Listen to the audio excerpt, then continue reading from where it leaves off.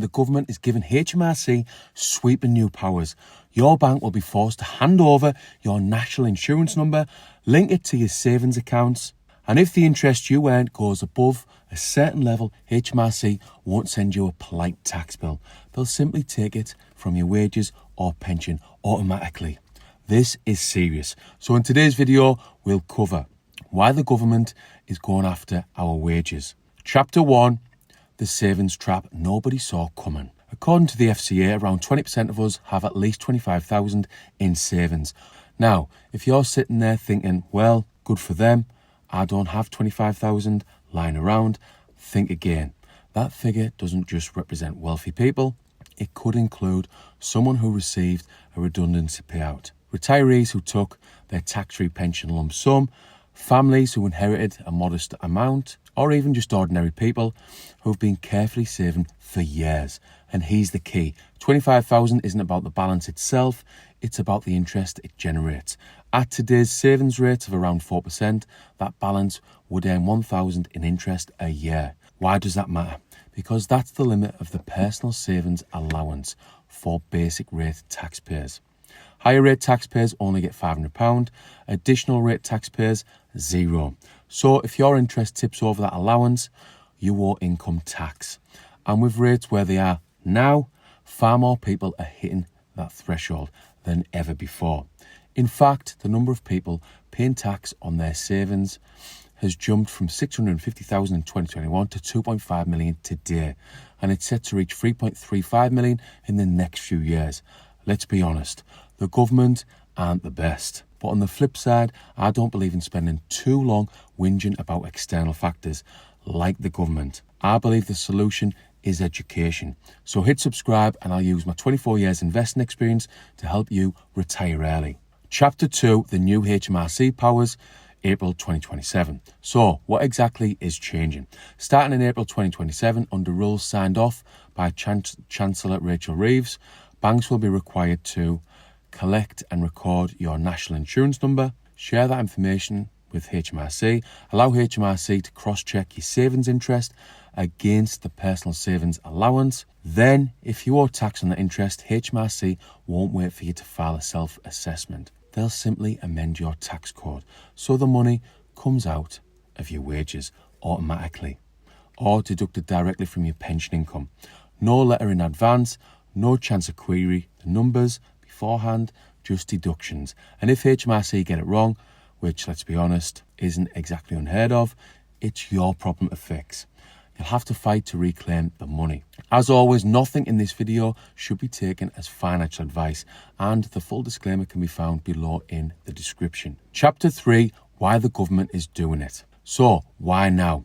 On the surface, HMRC say this is about simplifying tax collection.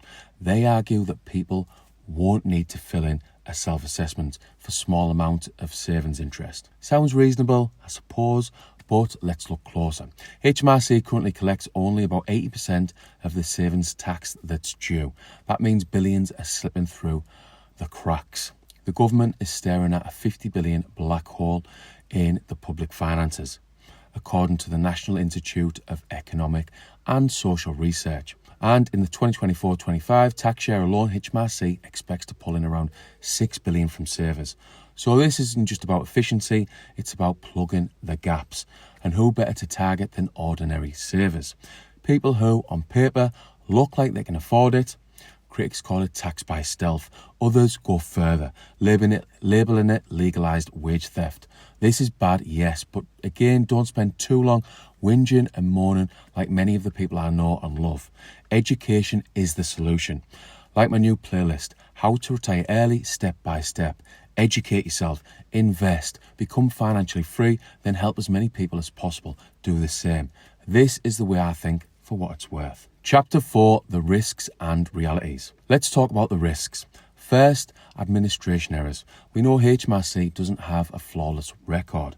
Ask the thousands of people who paid voluntary national insurance contributions only for those payments to go missing from the records. If HMRC miscalculates your savings interest, the money will already be gone. You'll have to fight to get it back. Second, privacy and harassment.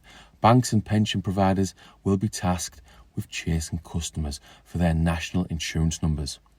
For many, especially the elderly or vulnerable, this will feel intrusive, confusing, even intimidating. Third, scams. Anytime the government introduce a system like this, scammers rush in, criminals posing as your bank, your pension provider, or even HMRC itself, asking for your national insurance number. This could open the floodgates to fraud. And finally, there's the loss of control. Right now, you have the option of declaring interest via self-assessment. From 2027, HMRC take control. That's a fundamental shift in the relationship between the saver and the state. Personally, they have too much control and want even more. What do you think? Chapter 5, how to fight back legally. So what can you do to protect yourself? Here are 3 key strategies. 1, max out your ISAs. You can shelter up to £20,000 per year in a cash ISA or stocks and shares ISA.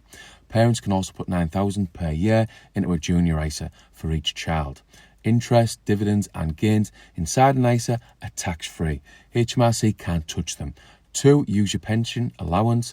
You can contribute up to £60,000 gross per year of 100% of your income, whichever is lower. Pension contributions reduce your taxable income and grow tax-free until withdrawal. This not only shields your savings from HMRC, but also builds long-term wealth. 3, revisit your emergency fund. Do you really need tens of thousands sitting in a low-interest savings account? Keep a sensible emergency fund, but consider investing the rest for the long term, where returns and tax treatment could be more favourable. And don't forget, always be on guard for scams. Never hand over your national insurance number to anyone unless you are 100% sure it's legitimate. Chapter 6, is this government overreaching? So here's the big question. Is this fair? On one hand, yes, interest is income and income is taxable. That's been true for decades. But on the other hand, the way HMRC is going about their business feels extreme. They're not just asking us to pay what's owed, they're stripping away our ability to control how and when we pay. It's a slippery slope. Today it's savings interest. Tomorrow, what else might HMRC decide to collect directly from our wages? That's why so many are concerned that this is government overreach. A step too far. But I've talked enough. Get in the comments and let me know your thoughts on the government and their raid on your wages. Summary. So, what do you think? Is this just HMRC modernising the tax system, or is it the start of something far more worrying? A creeping loss of financial freedom? Let me know your thoughts in the comments. I'd love to hear your perspective. My personal opinion is that the government want more control and we have to fight back. How we do that is very much open for discussion. My belief is the best way to do that is with education and awareness. Most of the people watching this video probably don't invest into crypto. Just a guess. But if you do, crypto offers us investors an opportunity to make potential life-changing profits over the next few years. And I think if you learn about it, understand it, invest into it, you can retire much earlier. But you have to take profits. If you want to know how I'll be taking profits over the next few months, see below for a recent video. And thanks for watching.